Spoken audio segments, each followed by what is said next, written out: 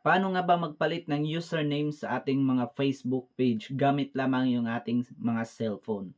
So kung i-open natin yung ating Facebook app guys at pupunta tayo dito sa settings, ayan din, tingnan muna natin dito sa page setup, then dito tayo sa page sa name. So wala tayong makikita dito na username.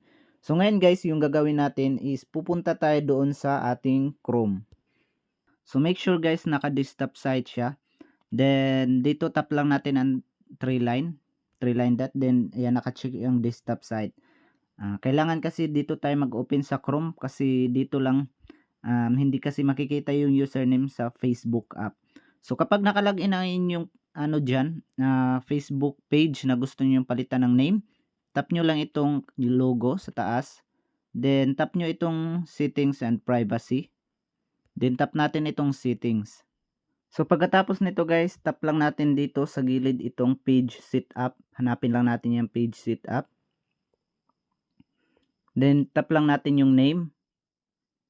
So dito guys sa username, so pwede nyo na yung palitan. Ayan, tap nyo lang itong edit. Ayan, edit. Tapos save changes nyo lang pag okay na. So ganun lamang kadali guys magpalit ng username. So hanggang dito lang yung ating video and salamat sa panonood. God bless.